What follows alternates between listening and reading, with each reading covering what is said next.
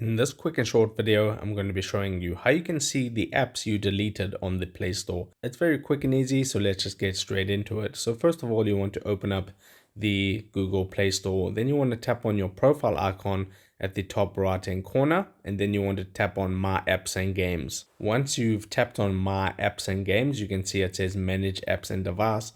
You want to tap on that tab that says Manage right there. So tap on Manage. And right here, you can see a list of all these different apps. Now, these are the actual installed apps on your phone, but you can see right over here, it says installed with a little drop down arrow.